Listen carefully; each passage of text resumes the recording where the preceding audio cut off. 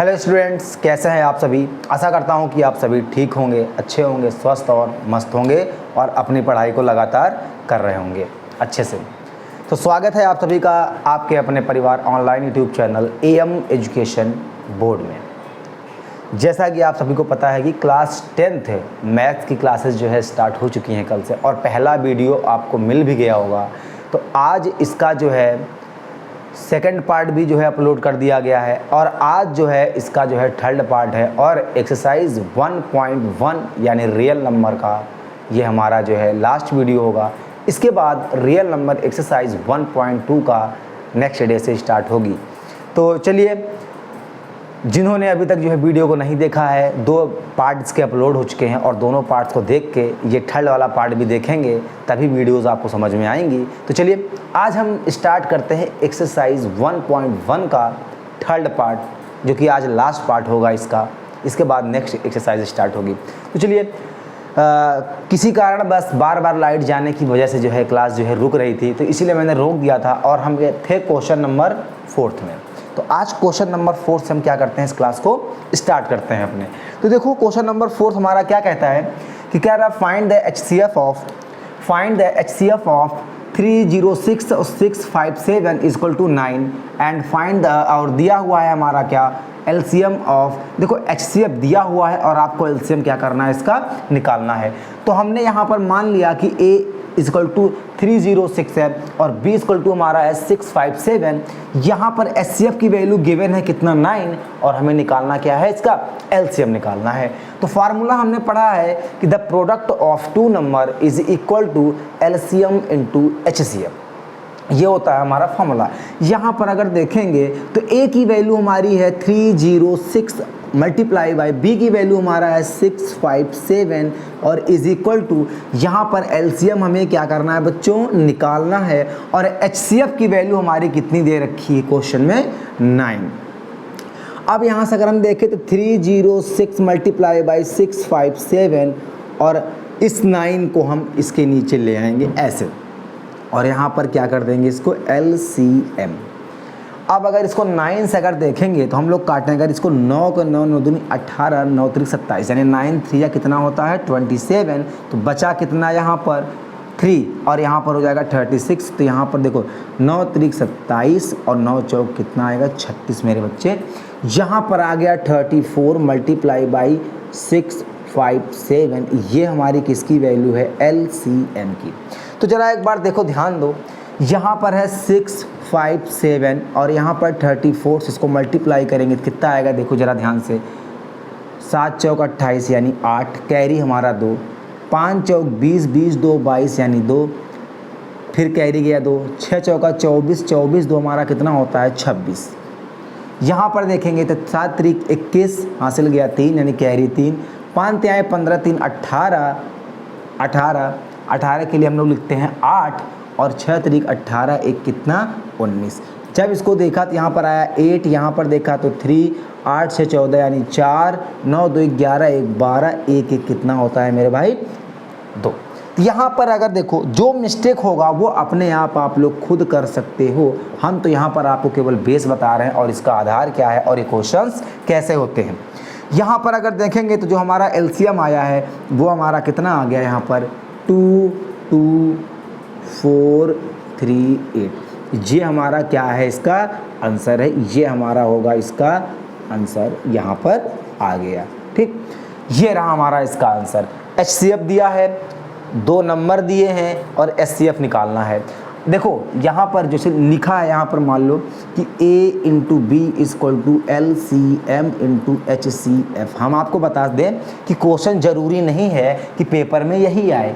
Paper में जो examiner होता है ना, वो क्वेश्चन को चेंज करता है। जैसे यहाँ पर हमको HCF दिया है और 2 नंबर दिए हैं। मान लो पेपर में क्या आ गया तुमको कि 1 नंबर दिया हुआ है, LCM दिया हुआ है और HCF दिया हुआ है, तो आप यहाँ से क्या कर लोगे, दूसरा नंबर आसानी से निकाल सकते हो। अब पेपर में मान लो दिया है तो आपको LCM दिया है और ये 2 नंबर दिए हैं, और पूछ रहा है कि इसका HCF क्या होगा, तो हम HCF भी क्या कर सकते हैं, इससे निकाल लेंगे। कहने का मतलब है यहाँ पर 1 2 3 4 चीज़ें हैं, 4 में से 3 चीज़ें दी होंगी, चौथा अपने आप आ जाएगा। ठीक है, तो ये रहा क्वेश्चन नंबर हमारा 4th। अब हम बात करते हैं क्वेश्चन नंबर 5th की। ठीक है, चलिए देखते हैं क्वेश्चन नंबर 5th क्या होता है। तो यहाँ पर क्वेश्चन नंबर आपका 5th जो है वो क्या कह रहा है कि चेक वेदर 6 की power n can and with the digit 0 for any natural number n। इसका कहने का मतलब है कि 6 की power n can and with the digit 0 for any natural number. यहाँ पर दो चीज़ें ध्यान रखना, एक तो कह रहा है जो डिजिट का एंड होगा वो 0 होगा, लेकिन और दूसरा कह रहा है कि हमारा नंबर क्या होगा, वो नेचुरल। कह रहा है कोई भी किसी भी प्राकृतिक संख्या n के लिए, जो हमारा किसी भी प्राकृतिक संख्या n के लिए जो 6 की पावर n है ना, उसका जो ख़त्म हो जाने जो अंक समाप्ति है वो कितने से होनी चाहिए, 0 से। यानी उसका यूनिट डिजिट कितना होना चाहिए, 0 होना चाहिए, 0। जैसे कोई संख्या 0 पर ख़त्म कब होगी, कोई संख्या 0 पर ख़त्म कब होगी, जब उस जो दिया गया नंबर हो वो 2 और 5 का क्या हो बच्चों, मल्टीपल हो। पूछो ऐसा क्यों? क्योंकि 2 और 5 ही एक ऐसा मल्टीपल है जो मल्टीप्लाई करने के बाद यहाँ पर क्या आता है, यूनिट डिजिट 0 आता है। अब कोई बच्चा बोलेगा सर 4 5 भी है और 4 भी तो है। बच्चों ज़रा देखो, ये जो 4 है ना, ये कहीं ना कहीं यहाँ पर क्या है, 2 छिपा है। फिर कुछ लोग बोलेंगे कि यहाँ पर सर 15 है और 4 है। तो बच्चों ये भी ध्यान देना, जो 15 है ना इस पे 5 भी छिपा है और ये 4 है ना इस पे 2 भी छिपा है। यानी कहीं ना कहीं यहाँ पर आपको 5 और 2 मिलेंगे ही। 5 और 2 का मल्टीपल ही एक ऐसा नंबर है जिसमें क्या होता है, 0 आता है। यहाँ नेचुरल नंबर की बात हुई है। नेचुरल नंबर का मतलब होता है बच्चों 1 से लेकर के 9 तक। तो ज़रा देखो 1 से, यहाँ पर 15 1 से तो ज़्यादा हो गया ना, 15 खुद 5 और 3 से मिलकर बना है ना, तो ये बात ज़रा ध्यान आपको देना है। अब यहाँ पर देखो क्या, अभी मैंने केवल क्वेश्चन को ही लिखा है, तो यहाँ पर लिखा है बाय डिविजिबिलिटी रूल। कौन सा रूल अप्लाई करेंगे, divisibility rule. We know that if any number ends with the digit 0। कहने का मतलब है कोई भी संख्या 0 पर तभी समाप्त हो सकती है जब क्या हो, it is divisible by 2 and कितना भैया, 5। कोई संख्या तभी जो है 0 पर ख़त्म हो सकती है जब वह संख्या क्या हो, 2 और 5 का या तो मल्टीपल हो, या तो वो संख्या 5 और 2 से क्या हो जाए, कट जाए, 5 और 2 से कट जाए। जैसे यहाँ पर 10 है बच्चों, तो 10 जो है वो 2 से भी कट रहा है और किससे, 5 भी कट जाएगा। लेकिन जो यहाँ 15 है ना वो 5 से तो कटेगा लेकिन 2 से नहीं कटेगा। तो इसका कभी भी 0 से, मतलब इसका जो नंबर है ये, इसका जो यूनिट डिजिट होगा वो कभी भी 0 नहीं होगा। इस चीज़ को ध्यान में रखना है आपको। तो यहाँ पर लिखेंगे 10 द प्राइम फैक्टर, यहाँ पर लिखेंगे 10 द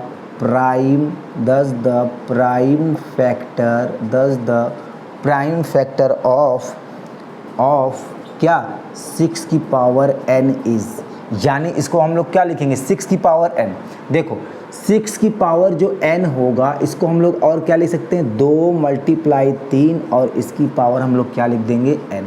इसकी पावर हम लोग क्या लिख देंगे, n। क्यों लिखेंगे, आपको पता है ना, अगर a की पावर n इंटू b की पावर n है तो इसको हम लोग a इंटू b की पावर n भी लिख सकते हैं, वो इस फार्मूले के सहायता से। ठीक, तो ध्यान देना इस चीज़ को। Now we will observe, now we will observe now we will observe that for any value,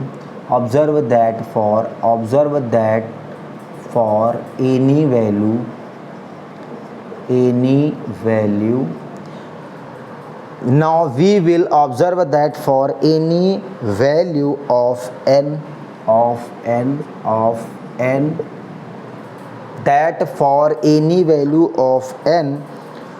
of n 6 की पावर n is not, 6 की power n is not divisible by किससे बच्चा, 5 से।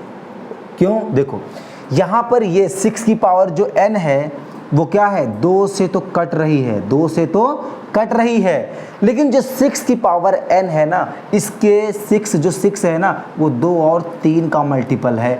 इसमें एक चीज़ मिसिंग है, क्या, 5 इसमें नहीं आ रहा है। और मैंने बताया कि किसी भी संख्या का जो लास्ट डिजिट है, यूनिट डिजिट है, वो तभी आएगा जब वो क्या हो, 2 और 5 का मल्टीपल है। लेकिन जो 6 है ये तो 3 और 2 का मल्टीपल है, इसमें 5 तो है ही नहीं। अब इससे ज़्यादा और क्या समझाना है इस क्वेश्चन में। तो ये देखो 6 की power n is not divisible by 5, therefore 6 की पावर n, बस यहाँ पर लिख देना है कि देयरफॉर 6 की power n can not be end of digit 0। ये हमारा क्या आ जाएगा, आंसर आ जाएगा। मैं नीचे लिख देता हूँ, अगर दिखे नहीं दिखेगा तो बताना। देयरफॉर 6 की power n can not and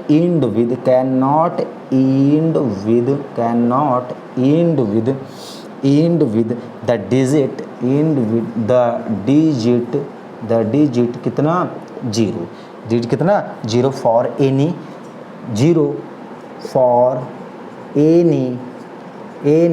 natural number n।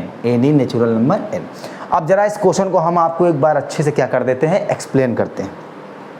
यहाँ पर कह रहा है 6 power n can and with the digit of 0। एकदम सिंपल भाषा में बताता हूँ इसको। कह रहा है 6 की पावर n है, 6 की पावर n है। अगर n की वैल्यू हम लोग क्या रखें, कोई भी वैल्यू रख दें, जैसे 1 2 3 4 5 6 7 8 9 तक रखो। अब इसको जरा हम चेक करते हैं। यहाँ पर अगर 6 की पावर मैंने 1 रखा तो 6 आएगा, 6 की पावर 2 रखा तो कितना आएगा, 36 आएगा। 6 की पावर अगर हम लोग 3 रखेंगे तो क्या आएगा, 200। 6 की पावर अगर हम लोग 6 रखें तो कितना आएगा, यानी 6 का क्यूब कितना होता है, 216 होता है। 216 होता है, मेरे ख्याल से 216 ही होता है। अब देखो, यानी इसका मतलब ये है कि 6 की पावर हम लोग कुछ भी रखें, 6 की पावर यहाँ पर कुछ भी रखते हैं, उसका जो लास्ट डिजिट है ना बच्चों, वो कितना आ रहा है, ज़रा देखो, अपने आँखों से देखो, 6 आ रहा है, ना कि 0 आ रहा है। और आना कितना चाहिए था, इसके लास्ट में 0 आना चाहिए था। तब तो क्या होता है, यहाँ पर किसी भी वैल्यू के लिए किसी भी नेचुरल वैल्यू के लिए हमारी जो 6 की पावर n है वो 0 पर ख़त्म हो जाती। बस यही बताना था आपको। ऐसे पहचान लेंगे। अगर यहीं पर 6 की जगह मान लो 15 दिया होता और इसकी पावर n लिखा होता तो हम लोग क्या लिखते, 5 × 3। ये भी n की वैल्यू आप चाहे कुछ भी रखो, इसका भी जो यूनिट डिजिट आएगा, यानी जो लास्ट का अंक आएगा, वो भी शून्य नहीं होगा। शून्य तभी होगा बच्चों जब उसका मल्टीपल क्या हो, यहाँ पर 5 × कितना, 2। ये होना बहुत ज़रूरी है। जिसमें ये नहीं है तो इसका मतलब क्या है कि वो शून्य पर समाप्त नहीं हो सकती। तो मैं कुछ चीज़ें जो इसमें रफ़ करने वाली हैं रफ़ कर दे रहा हूँ। यहाँ पर आपको ये नहीं लिखना है, समझाया था मैंने, केवल ये और ये सारी चीज़ें मैंने क्या किया है, समझाया है। अगर आपको लिखना होगा तो आप ये लिख सकते हो कि n बराबर 1 2 3 ... 6 की पावर 1 करेंगे तो 6, 6 की पावर 2 करेंगे तो कितना आएगा, 36, 6 की पावर 3 करेंगे तो 216, ऐसे ... करते चले जाना इधर। और इसका यूनिट डिजिट अगर देखो तो शून्य ना होकर के कितना है, 6 है। बस इतना आपको बताना है। चलिए, इतना एक क्वेश्चन के लिए बहुत हो गया। अब हम बात करते हैं आपको क्वेश्चन नंबर 6 की। सेकेंड लास्ट क्वेश्चन है हमारा। तो ये है आपके सामने क्वेश्चन नंबर 6। क्वेश्चन नंबर 6 क्या कह रहा है, explain why 7 × 11 × 13 + 13 and 7 × 6 × 5 × 4 × 3 × 2 × 1 + 5 are composite number. अब देखो, यहाँ पर बात की गई है क्या बच्चों, कंपोजिट नंबर। तो आपको ये पता होना चाहिए, आपको ये मालूम होना चाहिए कि कंपोजिट नंबर क्या होते हैं। तो कंपोजिट नंबर क्या होते हैं, ज़रा ध्यान देना। वे संख्याएं जिनके 2 से ज़्यादा क्या हो, गुणनखंड हो। फिर से सुन लो, कंपोजिट नंबर क्या होती हैं। कंपोजिट नंबर का मतलब होता है कि वे संख्याएं जिनके 2 से ज़्यादा क्या होते हैं, फैक्टर्स होते हैं या गुणनखंड होते हैं। 2 और मोर देन अबव फैक्टर्स। ध्यान देना इस चीज़ को। अब यहाँ पर देखो, मैंने ये लिखा है कह रहा है कि एक ये है और एक ये है। तो कह रहा है बताओ कि दो नंबर्स आपको यहाँ पर लिखी गई हैं सीरीज में और बताना है कि क्या ये कंपोजिट नंबर हैं। लेकिन वो कह रहा है कि वाई, वो कह रहा है, देखो लिखा है ना यहाँ पर, चेक वेदर, सॉरी चेक नहीं, एक्सप्लेन वाई, कंपोजिट नंबर हैं ये, आपको क्या करना है, एक्सप्लेन करना है। तो पहले तो इसे सॉल्व करना है। तो कैसे, देखो यहाँ पर देखो बच्चों क्या लिखा है, 7 multiply by 11 multiply by 13 plus क्या हो गया यहाँ पर 13। ज़रा ध्यान से देखो, यहाँ पर इतना करने के बाद ज़रा देखो, यहाँ पर देखो तो 13 आपको क्या मिल जाएगा, कॉमन, फिर मल्टीप्लाई बाई यहाँ पर क्या लिख लेंगे, 7 × 11 × 13 और प्लस यहाँ 13 नहीं लिखेंगे, सॉरी 13 तो क्या हो गया, कॉमन मिल गया। 7 मल्टीप्लाई बाई 11 प्लस यहाँ पर क्या होगा 1। तो ज़रा ध्यान से देखेंगे तो यहाँ पर आएगा 13 और यहाँ पर आएगा इंटू, यहाँ पर 11 का टेबल अगर 11 को 77 बार अगर मल्टीप्लाई करेंगे तो कितना आएगा 77, यहाँ पर आएगा 77 अब प्लस कितना 1। यहाँ पर देखो तो आ गया 13 मल्टीप्लाई बाई कितना आ जाएगा, यहाँ पर 13 मल्टीप्लाई बाई कितना आ जाएगा 78। ये हमारा इधर आ गया। अब इधर वाला भी हम लोग क्या करते हैं, निकाल लेते हैं। यहाँ पर देखो, यहाँ पर लिखा है 7 6 5 4 3 2 1 और प्लस यहाँ पर क्या है बच्चों 5। यहाँ पर अगर देखेंगे तो 5 कॉमन है, तो 5 यहाँ पर हमने क्या ले लिया बाहर, बाहर जब लिया तो यहाँ पर बचा 7 6 4 3 और 2 और प्लस यहाँ पर 1 और यहाँ मल्टीप्लाई 1 किसी भी संख्या से करेंगे तो क्या होगा, वही संख्या आएगी जिसके साथ 1 का मल्टीप्लाई किया जाएगा। यहाँ पर देखेंगे तो ये आ गया मेरा कितना 5, यह आ गया मेरा 5। अब यहाँ पर अगर देखो तो 7 6 42, यहाँ लिख लो वैसे 42 मल्टीप्लाई बाई 4 3 12, 12 दूना कितना होता है 24 और यहाँ पर क्या कर लो प्लस 1 लिख लो। यहाँ पर लिखो बच्चों 42, यहाँ पर लिखो 24, तो मल्टीप्लाई कर लो अपने तरीके से, 4 दूनी 8, 4 चौक 16, 2 दूनी 4 और 4 दूनी कितना 8, यह आ गया 8, यह आ गया 6 4 10 यानी 0 और यह 8 1 9 यानी कितना 10। तो यहाँ पर अगर देखा तो आ गया 5 और यहाँ पर हमारा क्या आ गया 1008 प्लस कितना 9। यहाँ पर देखा तो आ गया 5 और ये हमारा आ गया 1000 कितना 9। अगर हम ब्रैकेट को हटा दें और यहाँ सीधे क्या कर दें 5 मल्टीप्लाई बाई कितना 1009। इसको सॉल्व किया मैंने तो बच्चों ये आया और इसको सॉल्व किया तो हमने ये आया।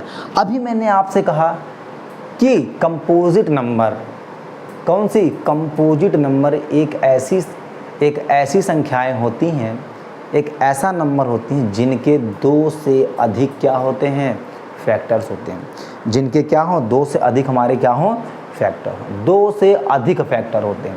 तो यहाँ पर 2 से अधिक फैक्टर आपको क्या नहीं दिख रहा है, ज़रा देखो यहाँ पर 13 मल्टीप्लाई 78 है, 13 का तो चलो देखो मान लो 13 यहाँ पर एक तो 1 है और एक 13 हमारा क्या है बच्चे 13 है।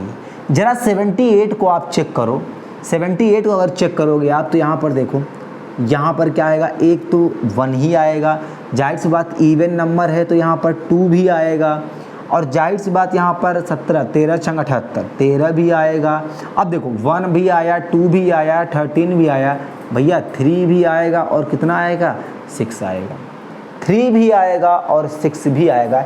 यानी ध्यान से अगर आप देखोगे ना तो इसको एक से ज़्यादा क्या है इसके फैक्टर हैं, 2 से ज़्यादा। 2 मतलब क्या होता है, एक ये और एक ये, 2 फैक्टर होने चाहिए ना, या तो एक वही नंबर हो जाए, वही नंबर होती है और दूसरा 1 होता है, तो 2 फैक्टर हो गए। तो कह रहा है 2 से ज़्यादा जिनके फैक्टर होते हैं वही हमारे क्या होते हैं, कंपोजिट नंबर होते हैं, कंपोजिट नंबर होते हैं। इस चीज़ को आप क्या करना है, ध्यान में रखना है। अब ऐसे यहाँ पर लिखा है 5 मल्टीप्लाई बाई 1009, 5 मल्टीप्लाई बाई 1009, ठीक है, ध्यान देना। अब देखो ऐसे कर दिया हमने। अब यहाँ पर अगर देखेंगे तो ज़रा देखो, यहाँ पर 5 है तो 5 या तो 1 ही 5 होगा या तो 1 होगा। अब यहाँ पर 1009 है, 1009 है तो इसके हमारे क्या होंगे, यहाँ पर कम से कम 2 या 3, 2 तो छोड़ो, 2 से क्या होगा अधिक फैक्टर होंगे, इसके भी क्या होंगे 2 से अधिक फैक्टर होंगे, ठीक। तो ये समझाने वाली बात थी यहाँ पर। अब यहाँ पर हम लोग लिखेंगे क्या इसको, एक्सप्लेन करना था, यहाँ पर तो हम लोगों ने ये चीज़ क्या कर लिया भैया, कर लिया। अब इसे ज़रा एक्सप्लेन करके दिखाओ। तो जब इसे आप एक्सप्लेन करोगे ना तो यहाँ पर क्या लिखोगे, उम्मीद करता हूँ कि आप सभी को ये चीज़ समझ में आ रहा होगा। वी कैन ऑब्जर्व दैट, यहाँ पर भी लिखेंगे क्या, वी कैन ऑब्जर्व, ये अपने आप लिखना है। वी कैन ऑब्जर्व दैट यानी जो हम लोगों ने यहाँ पर किया इसे आप देख सकते हैं यहाँ पर। हाँ, क्या देख सकते हैं, वी कैन ऑब्जर्व दैट भैया, the given expressions has it is factor of, क्या लिखोगे यहाँ पर लिखोगे कि here we can observe that the given expressions has its factor of other than 1 and the number itself. The composite number has factor other than 1 and yourself या itself, यानी जो दिया गया है, बस इतना ही हमें क्या करना था, इसमें एक्सप्लेन करना था। बच्चों यहाँ पर लिखने का मेरे पास ज़्यादा टाइम नहीं होता, क्योंकि जो मैं बोलूँगा आप खुद लिख लीजिएगा उसको, क्योंकि यहाँ पर जो है बार बार इसको लिख के बार बार मिटाना पड़ता है, और डिजिटल बोर्ड होता तो एक बार में यहीं पे क्या होता है, चीज़ें लिख दी जाती। तो ये रहा हमारा क्या, क्वेश्चन नंबर 6। अब हम बात करेंगे इस एक्सरसाइज का क्वेश्चन नंबर 7। ये 1.1 का हमारा क्या होगा, लास्ट क्वेश्चन होगा। बस यहाँ पर आपको ये ध्यान रखना है। तो लास्ट क्वेश्चन हमारा क्या कह रहा है, जरा उसको भी हम लोग क्या करते हैं यहाँ पर एक बार चेक कर लेते हैं। अब यहाँ पर जो है बार बार क्या करते हैं, इस पर बहुत ज़्यादा हमारा टाइम लगता है। क्वेश्चन देखो, यहाँ पर मैं क्वेश्चन को क्या करता हूँ, रीड करता हूँ। देखो लिखा है, there is a circular path around. मैं इसको डायग्राम के जरिए आपको बताऊँगा क्वेश्चन को। यहाँ पर क्या है, क्वेश्चन नंबर कौन सा है, क्वेश्चन नंबर है आपका 7। जरा ध्यान देना। कह रहा है कि there is a circular path around a sport field. एक स्पोर्ट फील्ड है, मान लिया कि मेरा ये क्या है, एक स्पोर्ट, यहाँ पर क्या है, स्पोर्ट फील्ड है बेटा, यहाँ पर क्या है, स्पोर्ट फील्ड है। ऐसे मान लिया कि ये सर्कुलर हमारा क्या है, पाथ है। ये जो आप देख रहे हो ना, ये हमारा दौड़ने वाला है, रनिंग जो है पाथ है ये। यहाँ पर ये सर्कुलर मतलब होता है गोला, ये इसका सेंटर होगा। यहाँ पर देखो फिर कह रहा है कि सोनिया टेक 80 मिनट। मैं बुक को ले ही लेता हूँ, तब आपको क्या करता हूँ, इसको समझाता हूँ। देखो यहाँ पर क्या लिखा है, there is a circular path around a sport field, Sonia take 18 minutes to drive 1 round of a field. यहाँ पर जो है सोनिया है, यहाँ पर एक कोई लड़की है, यहाँ पर मैं लिख देता हूँ। यहाँ से मान लो कि ये क्या है, एक लड़की है सोनिया यहाँ से 18 मिनट क्या करती है, 18 मिनट में चलना स्टार्ट करती है। यूनिट का भी ध्यान रखना है, 18 मीटर नहीं लिखा है, ध्यान देना, मिनट लिखा है। यहाँ पर हम सही से लिख देते थे, 18 यहाँ मिनट लिखते हैं, MNT मिनट, ठीक, ध्यान देना इस चीज़ को। फिर कह रहा है कि while Ravi take 12 minute for the same time में रवि भी क्या किया, 12 मिनट। उसको देखो सोनिया है, उसको एक चक्कर पूरा करने में 18 मिनट लग गए, जो रवि है उसको एक चक्कर पूरा करने में 12 मिनट लग गए। तो यहाँ पर पूछ क्या रहा है, suppose the both start the same point. देखो हमको ये बात लेके चलनी है कि मान लो ये इसका स्टार्टिंग पॉइंट, ये क्या है बच्चों, अभी मैं आपको समझा रहा हूँ। यहाँ पर मान लो एक सर्कुलर पाथ है जिसमें रनिंग कर रहे हैं कौन, सोनिया और रवि। सोनिया और यहाँ पर बच्चे कौन है, रवि है। रवि क्या कर रहा है, 12 मिनट, अब ध्यान देना, और सोनिया क्या है, 18 मिनट। सुनो, दोनों क्या करते हैं, यहाँ पर कोई एक पॉइंट है, यहाँ से चलना ये दोनों क्या करते हैं, स्टार्ट करते हैं। कौन, सोनिया और रवि दोनों चलना स्टार्ट करते हैं, यानी दौड़ना स्टार्ट करते हैं। तो सोनिया को एक चक्कर पूरा करने में क्या करते हैं, 18 मिनट लगता है, और रवि को जो है इसमें दौड़ने में एक चक्कर पूरा करने में 12 मिनट लगता है। इसने बोला है कि वो दोनों एक समय में चलना स्टार्ट करते हैं, तो बताना है कि कितने समय बाद वह एक पॉइंट पर मिलेंगे, कितने समय बाद वह एक पॉइंट पर, एक बिंदु पर मिलेंगे। तो ध्यान देना, जब भी ऐसा कभी सवाल आता है तो हमको केवल एक चीज़ करना होता है, क्या, इन दोनों का एलसीएम लेना है, ठीक है, इन दोनों का एलसीएम लेना है। यानी यहाँ पर आपको लिखना है 18 का मतलब एलसीएम लेना है सीधे सीधे। यहाँ पर देखो बच्चा 18 है, 18 को आप क्या लिख सकते हो बताओ, 18, या सीधे सीधे यहाँ पर लिख लो 18 और यहाँ पर लिख लो 12। इसका क्या निकालना है आपको, एलसीएम। अगर यहाँ पर 2 से किया या यहाँ पर चलो देख लो 18 और 12 का एलसीएम ले लो बच्चों, 2 लिया तो 9 आया, 12 है तो 6 आ गया। फिर यहाँ पर 2 से किया तो यहाँ पर 9 ही रहेगा और ये 3 बचेगा। अब ये किससे जा रहा है? 3 से। 3 3 जा 9, 3 1 जा 3। फिर ये 3 से जाएगा तो यहाँ पर मेरा आ गया कितना? 1 और यहाँ पर मेरा कितना आ गया? 1। तो जो इसका आंसर होगा यहाँ पर जो आंसर होगा मैं लिख दे रहा हूँ यहाँ पर, एलसीएम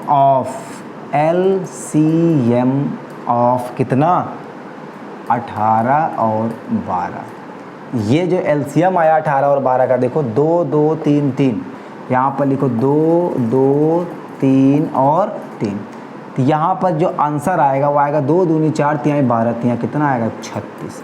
आप 36 नहीं लिख के आ सकते क्योंकि आपको यहाँ पर लिखना पड़ेगा मिनट। यहाँ पर क्या लिखना पड़ेगा? मिनट। आंसर यही हमारा क्या होगा? आंसर। यानी 36 मिनट बाद क्या होगा? 36 मिनट बाद वह क्या होंगे? एक दूसरे से एक ही बिंदु पर क्या होंगे?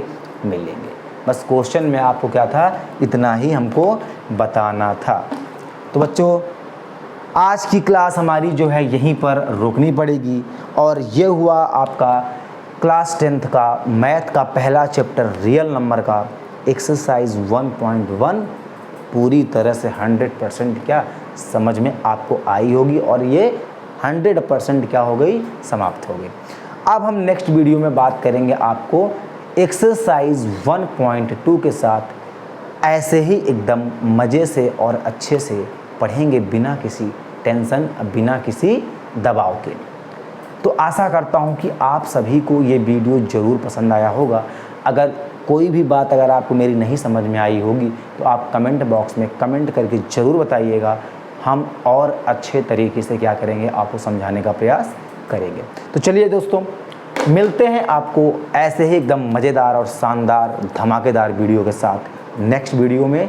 तो तब तक के लिए आप पढ़ते रहिए, हंसते रहिए, मुस्कुराते रहिए। जय हिंद, जय भारत।